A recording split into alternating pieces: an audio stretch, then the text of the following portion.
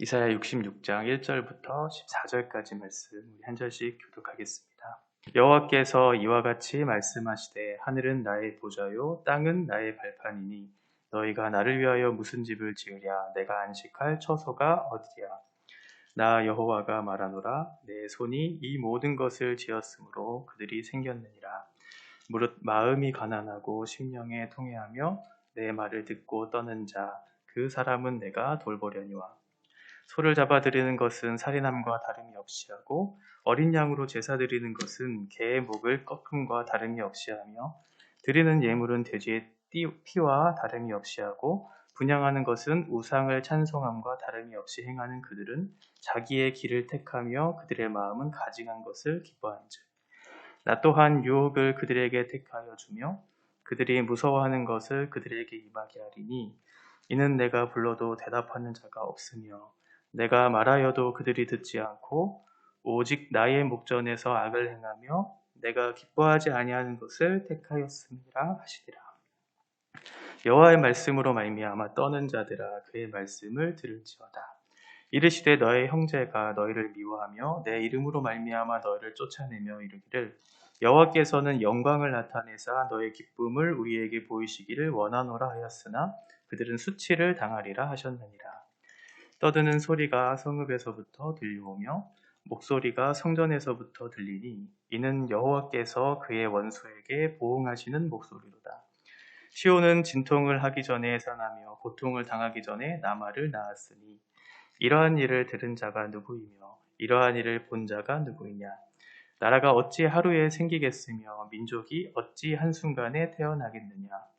그러나 시온은 진통하는 즉시 그 아들을 순산하였도다. 여호와께서 이르시되 내가 아이를 갖도록 하였음즉 해산하게 하지 아니하겠느냐. 내 하나님이 이르시되 나는 해산하게 하는 이인즉 어찌 태를 닫겠느냐 하시니라. 예루살렘을 사랑하는 자들이여 다 그 성읍과 함께 기뻐하라. 다 그 성읍과 함께 즐거워하라. 그 성을 위하여 슬퍼하는 자들이여 다 그 성의 기쁨으로 말미암아 그 성과 함께 기뻐하라. 너희가 젖을 빠는 것 같이 그 위로하는 품에서 만족하겠고 젖을 넉넉히 빤 것 같이 그 영광의 풍성함으로 말미암아 즐거워하리라. 여호와께서 이와 같이 말씀하시되 보라 내가 그에게 평강을 강같이 그에게 뭇 나라의 영광을 넘치는 시내같이 주리니 너희가 그 성읍의 젖을 빨 것이며 너희가 옆에 안기며 그 무릎에서 누울 것이라. 어머니가 자식을 위로함 같이 내가 너희를 위로할 것인즉 너희가 예루살렘에서 위로를 받으리니 너희가 이를 보고 마음이 기뻐서 너희 뼈가 연한 풀의 무성함 같으리라. 여호와의 손은 그의 종들에게 나타나겠고 그의 진노는 그의 원수에게 더하리라. 아멘. 이제 이사야를 마무리하고 있는 66장이죠. 그동안 오랫동안 한 2달에 걸쳐서 이제 이사야 후반부를 우리가 살펴봤어요. 우리가 아는 것처럼 1장부터 39장까지가 전반부였죠. 그래서 주로 심판의 메시지가 많이 기록되어 있는, 그리고 40장부터 후반부가 시작되는데 주로 회복의 메시지, 그의 백성들을 위로하시는 하나님의 소망의 메시지가 담겨져 있어요. 그런데 오늘 이사야서 66장을 마무리하면서 이사야서의 구조가 심판과 회복이라고 하는 어떤 큰 주제, 그 2가지의 주제를 가지고 이제 보고 그 메시지를 주는 것으로 살펴볼 수 있는데 66장도 마찬가지로 심판 그리고 회복, 그리고 내일 또 보겠지만 심판 또 회복이라고 하는 이런 구조를 이렇게 마무리하고 있어요. 우리가 어제 65장 17절부터 봤던 새하늘과 새 땅에 관한 내용들, 그것이 어떻게 보면 회복과 소망에 대한 메시지였고요. 오늘 1절부터 6절까지가 악인들을 향한 하나님의 심판의 메시지가 나오고 7절부터 14절까지 이제 의인을 향한 하나님의 메시지, 위로의 메시지가 나와요. 내일도 심판과 회복, 이런 구조들을 계속해서 이사야서가 말씀하면서 결국은 이사야를 통해서 말씀하시고자 하시는 메시지는 뭐냐면 하나님께서 이스라엘 백성들을 징계하시는 이유가 그들을 이렇게 심판하셔서 그들을 죄의 구렁텅이에 빠지게 하셔서 그들을 멸망하는 데 목적이 있지 않다는 거죠. 심판을 통해서, 징계를 통해서 하나님께서 사랑하시는 백성들을 회복시키시기 위한 거예요. 하나님과의 샬롬, 참된 평화, 그런 관계에 끊어짐이 있었던 이스라엘 백성들에게 내가 너희에게 참된 위로와 소망을 줄 것인데 그것이 무엇이냐면 너와 나와의 사이에 끊어졌던 관계가 다시 회복될 거야. 그 회복된 백성으로서 너희가 누릴 가장 큰 복이 무엇이냐면 예배다라고 이렇게 얘기하고 있는 거죠. 66장의 예배라고 하는 하나님과의 관계 속에서의 누릴 수 있는 복들을 마지막으로 결론 맺으면서 그 예배를 통해 하나님과의 친밀한 관계를 누리라고 말씀하고 있어요. 그리고 그 예배의 중심에는 하나님의 말씀이 있다고 얘기하고 있죠. 언제나 말씀을 떠나서 우리의 삶이 존재할 수 없다고. 그래서 이사야를 통해서 말씀하는 것.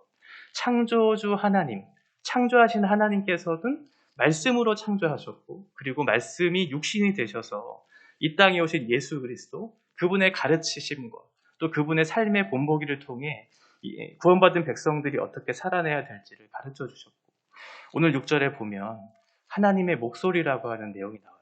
하나님의 목소리가 이방인들, 악인들을 향해 선언되었을 때 그 땅에 심판이 일어나는, 원수를 보복하는 일들이 일어나거든요. 그러니까 하나님의 말씀은 창조와 구속과 우리의 삶에 있는 모든 여정들, 그리고 앞으로 있을 심판과 완성, 이 모든 과정 속에서 개입하시는 핵심적인 내용이 바로 하나님의 말씀이라는 거예요. 그 말씀을 지키고 혹은 그 말씀을 지키지 않음으로 이어지는 그런 악인과 의인의 대조를 통해서 우리가 어떻게 살아가야 할지, 하나님께서 우리에게 무엇을 요구하시는지 결론을 맺고 있는 것이죠. 1절과 6절에 보시면 말씀드렸던 것처럼 이제 악인들에 대한 하나님의 심판의 메시지가 나와요.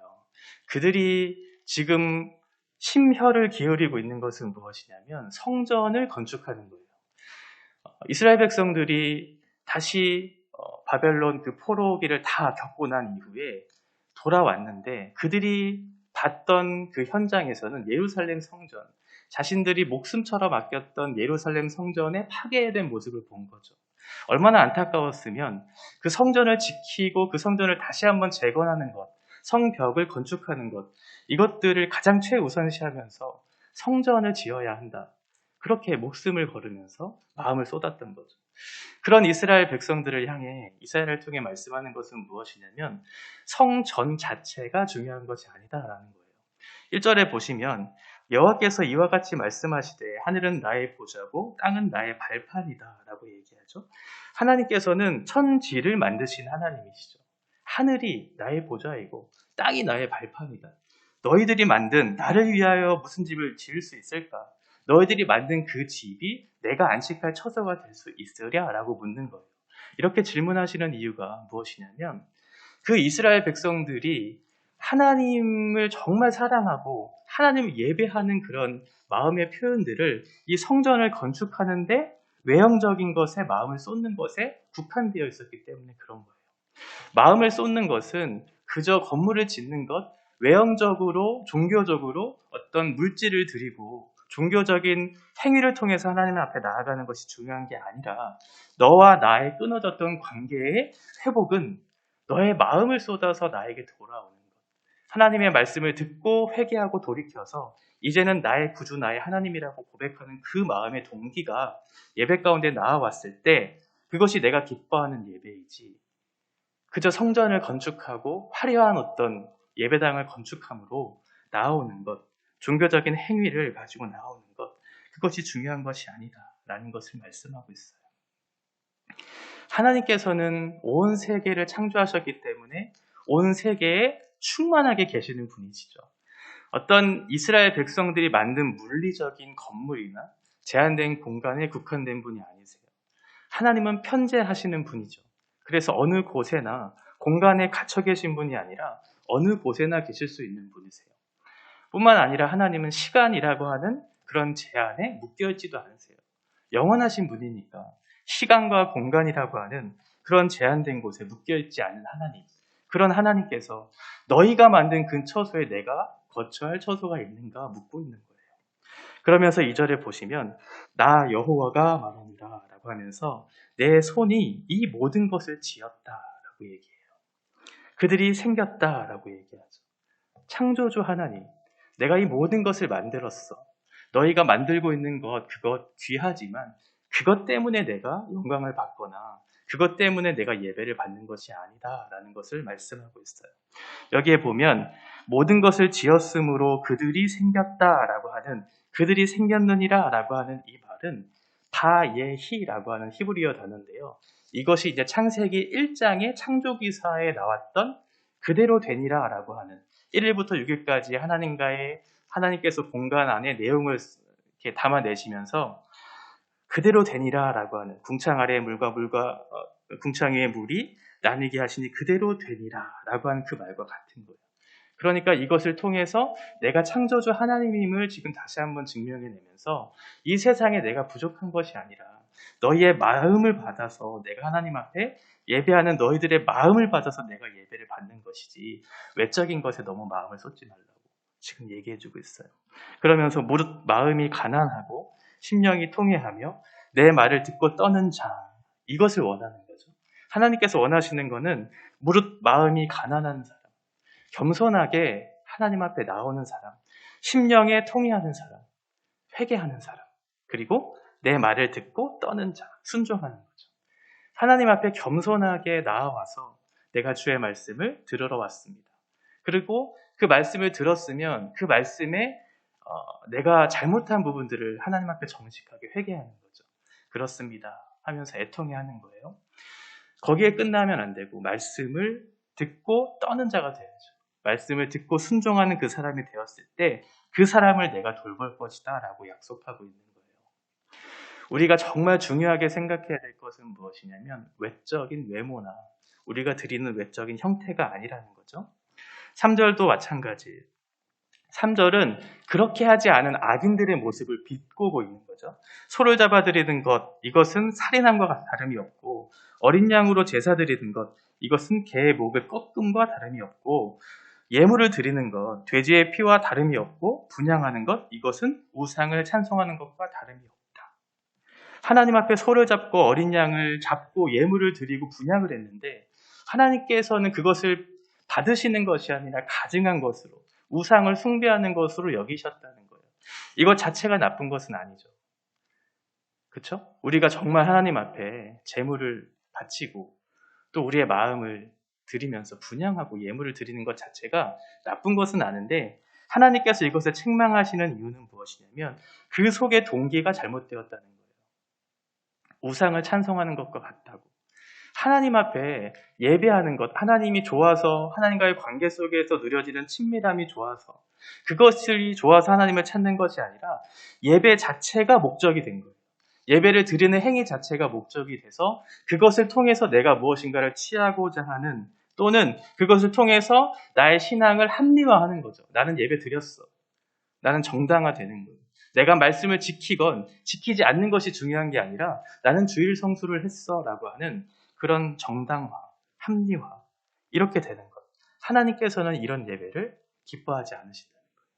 이런 악인들의 모습을 꼬집고 계시는 거예요. 4절도 마찬가지죠. 나 또한, 그러니까 이게 왜 나 또한이라고 하는 말이 나오냐면 3절에서 보면 뒤에 보면 그들은 자기의 길을 택했다라고 얘기하고 있거든요.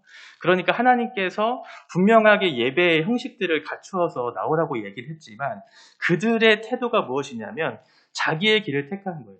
자기가 원하는 방식으로 예배를 드렸던 거죠. 그러니까 하나님께서 4절에서 뭐라고 얘기하냐면 나 또한이라는 거예요. 너희가 그렇게 너희 뜻대로 했으면 나도 내 뜻을 너희에게 보여줄게 라고 하는 그런 의미예요. 나 또한 유혹을 그들에게 택하여 주며 그들이 무서워하는 것을 그들에게 임하게 할 것이다. 너희 앞에 수많은 유혹거리를 둘 것이다. 의를 행할 수 있는 어떤 도구를 너희에게 주는 선물을 주는 것이 아니라 너희가 유혹을 받을 수 있는 수많은 것들을 너희에게 줄 것이다. 그리고 너희가 예배를 드림으로 나는 됐다 라고 하는 그런 안심들, 예배를 드리지 않으면 아마 하나님의 진노가 나에게 떨어질 거야 라고 하는 그런 막연한 생각들, 그것들이 현실이 될 거야 라고 하는 거예요. 무서워하는 것들을 그들에게 임하게 할 것이다 라고 하는 거죠. 하나님의 말씀을 잘 순종하지 않으면 하나님께 뭔가 큰 벌을 받을 거야 라고 하는 그런 무서운 마음들이 생길 수 있잖아요. 하나님을 두려워한다면. 근데 그게 너무 막연해요. 그래서 그게 현실로 다가오지 않으니까 계속해서 용기 있게 죄를 짓는 그들에게 뭐라고 말씀하시는 거냐면 그들에게 임하게 할 거예요. 너희 눈앞에 볼 수 있도록, 너희가 경험할 수 있도록 내가 그렇게 할 것이다 라고 얘기해요. 그 이유가 무엇이냐면 그 뒤에 보시면 이는 내가 불러도 대답하는 자가 없으며 내가 말하여도 그들이 듣지 않고 오직 나의 목전에서 악을 행하며 내가 기뻐하지 아니하는 것을 택하였음이라 하시니라. 하나님께서 말씀하고 계시거든요. 지금 이 사람들이 누구냐면 예배를 드리지 않는 사람이 아니에요. 예배를 드리고 있는 그 사람에게 지금 말씀하고 있는 거예요. 내가 너희에게 분명하게 얘기했는데 너희가 대답하지 않았어. 너희가 듣지 않았어 라고 하는 거죠. 하나님 무시한 거예요. 예배를 드리고 있는데 말씀을 듣고 있는데 그것이 무엇인지 별로 관심이 없는 거예요. 그것이 나에게 옳다고 그렇게 아무리 얘기해도 3절에서와 같이 내가 택한 것, 자기의 길을 택하는 사람이 된 것이죠. 그래, 좋은 말씀 내가 들었어 라고 했는데 결국은 옳다고 생각하는 것을 내가 선택할 거야 라고 하는 그 사람들을 악인으로 얘기하고 있어요. 하나님의 말씀이 들려졌으면 그 말씀을 듣고 말씀드렸던 것처럼 회개하고 순종해야 하는데 그냥 듣기만 하고 정당화시켜버린 그런 사람들을 얘기하는 거예요. 5절 보시면 여호와의 말씀으로 말미암아 떠는 자들, 이 사람들은 반대 사람들이죠. 의인들이에요. 그의 말씀을 들을지어다. 그 사람들은 하나님의 말씀을 들었는데 악인들이 그 사람들을 어떻게 대했냐면 너의 형제가 너희를 미워하며 내 이름으로 말미암아 너희를 쫓아내며 라고 얘기해요. 같이 예배당 안에 있는 사람들이 어떠한 한 부류들은 하나님의 말씀을 듣고 두려워 떨어서 그 말씀을 듣고 그 말씀을 지켜 행하려고 노력하는 그 사람들에게 한 형제들이 다가와서 미워하고 너희들을 쫓아내는 거예요. 한 공동체 안에 있는 그 사람들끼리 같이 말씀을 들었는데 진리를 행하고자 하는 그 사람들을 아끼고 격려하고 순종하고 그 사람들을 공감하는 것이 아니라 하나님의 말씀을 듣고도 자기의 멋대로 살고자 하는 그 사람들이 오히려 그 사람들을 의인들을 미워하면서 쫓아내려고 하는 그 사람들. 그런 악인들을 지금 얘기하는 거예요. 믿음으로 살려고 했던 그 사람들에게 박해가 있다는 것이죠.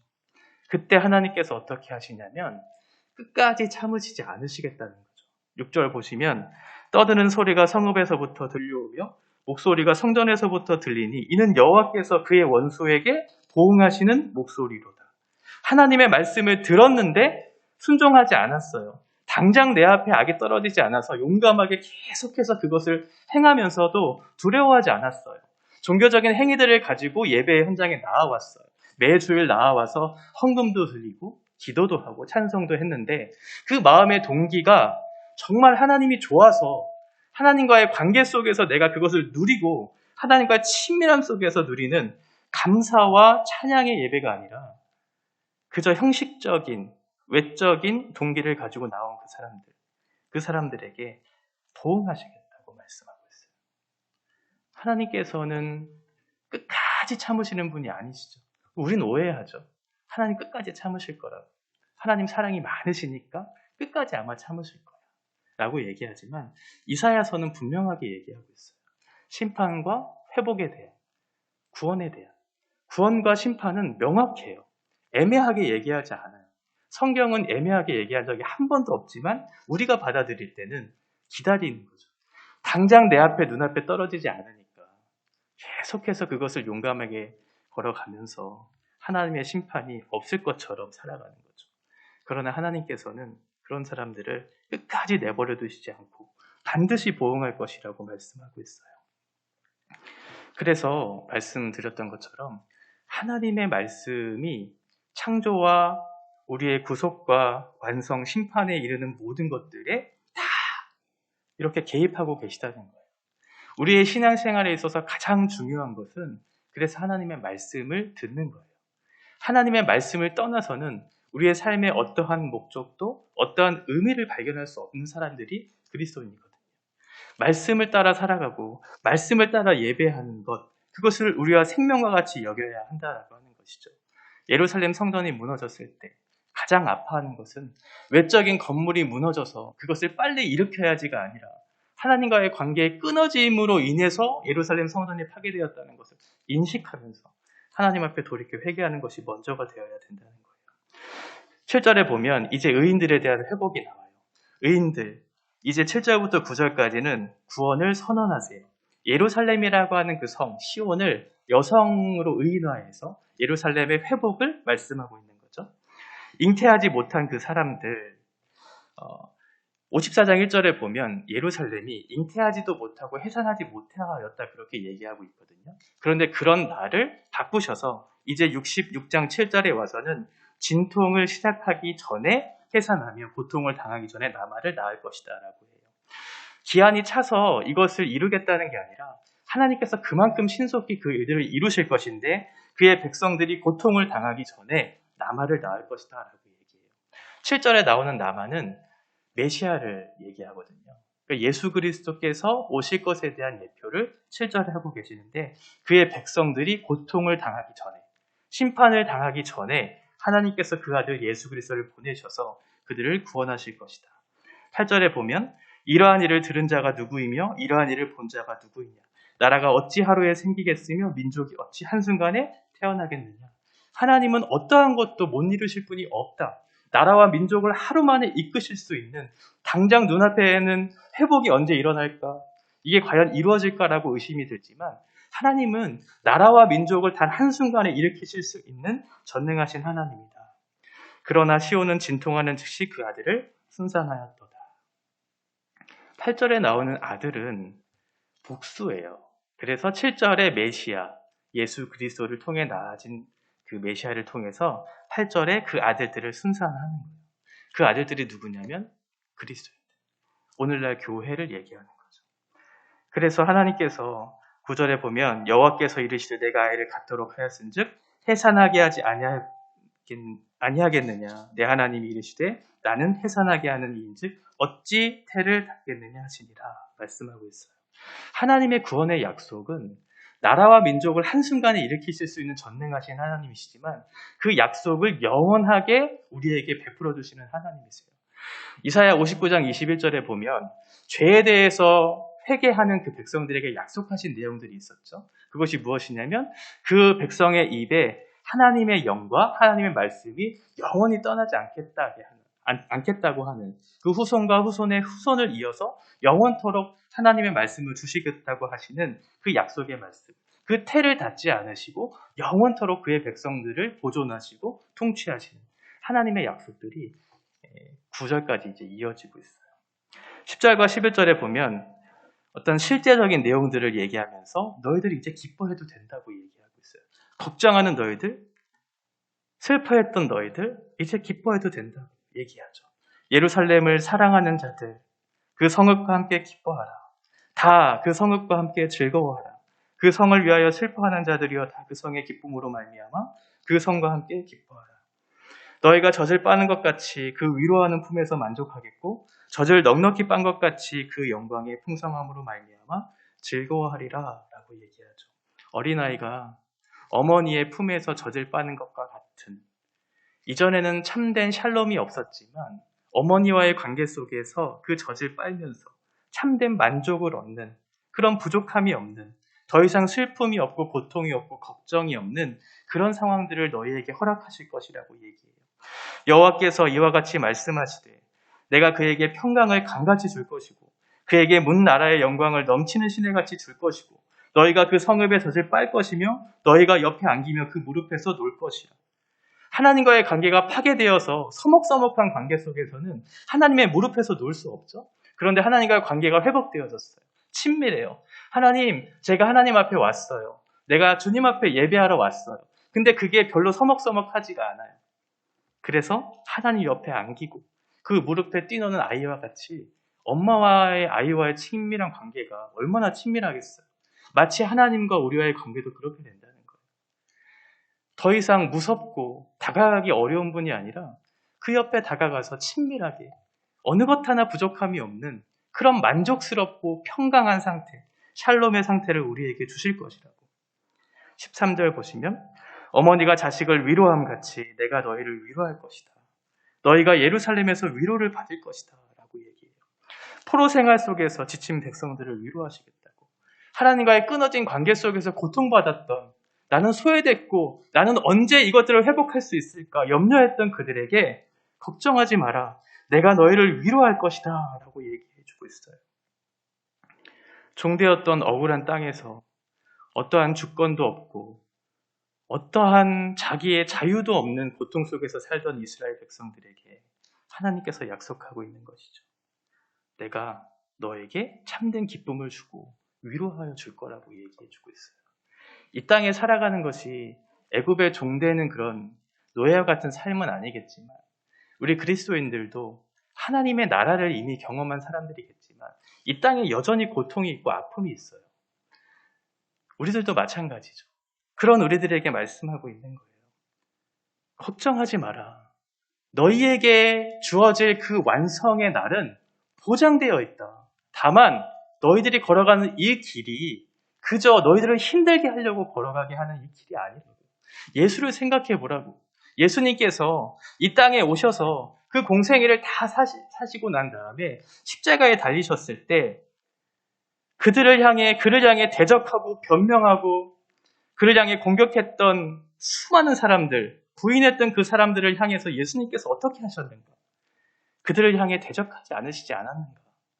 변명하지 않고 묵묵히 참으시면서 십자가를 지시지 않았는가? 나를 향해 손가락질하고 욕하고 침뱉는 그들에게 저들의 죄를 용서해달라고. 저들의 죄를, 자기네 죄들을 알지 못하는 불쌍한 그런 존재들이라고 말씀하시면서 그 길을 넉넉히 걸어가셨잖아요. 우리들에게도 그런 임무를 주신 거죠. 나를 부인하고 십자가를 지는 그 길. 그것이 쉽지는 않아요. 그런데 하나님께서 우리를 이 땅에 두신 이유는 그거예요. 십자가를 경험한 너희들이 나를 부인하고 십자가를 짐으로 다른 사람들에게 예수의 사랑을 전하고 예수의 복음을 전하라고 너도 묵묵히 참으며 그 길을 걸으라고 우리에게 이 길을 허락하신 거예요. 그 이후에 너희에게 수고했다, 애썼다, 착하고 충성된 종아, 내가 너를 위로할 거야.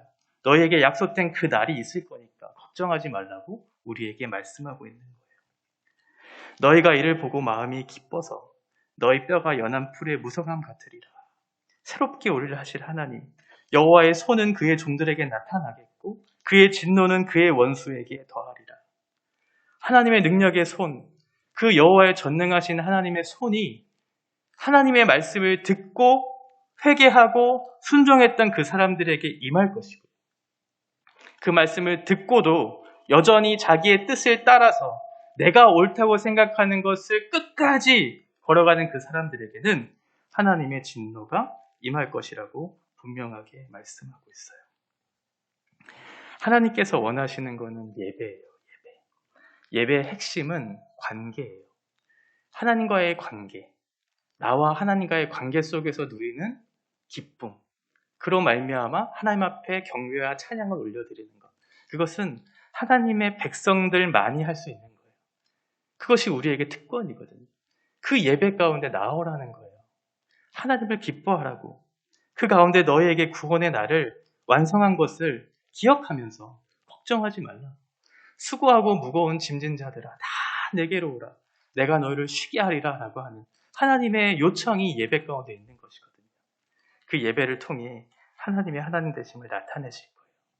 우리에게 주어진 약속은 예배. 예배를 통해 주어지는 위로. 위로를 통해 주어지는 하나님과의 친밀한 그것이 우리의 삶의 핵심이라는 사실.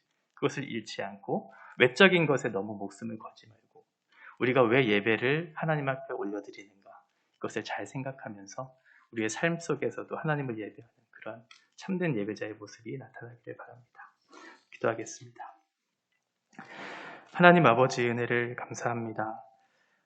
우리의 외적인 예배의 모습들 우리가 생각하지 못할 때 또 우리 스스로 많은 속으면서 그렇게 예배하고 있지 않는지 우리 자신을 돌아볼 수 있도록 도와주시고 우리의 외적인 행위로서가 아니라 우리를 구원하신 하나님 때문에 너무나 좋아서 하나님 감사해서 친밀한 관계 가운데 나아가는 것이 기뻐서 예배하는 그런 예배자가 되어질 수 있도록 인도하여 주시옵소서. 무엇보다 말씀을 들었을 때 말씀 앞에 겸손하게 반응하고 그 말씀을 따라 회개하고 그 말씀을 따라 순종함으로 하나님께서 기뻐하시는 예배로 우리가 올려드리고 그 예배의 현장 가운데 나아가는 그러한 사람들 될 수 있도록 우리 우면동 교회가 그런 교회가 될 수 있도록 주께서 인도하여 주시옵소서. 예수님의 이름으로 기도합니다. 아멘.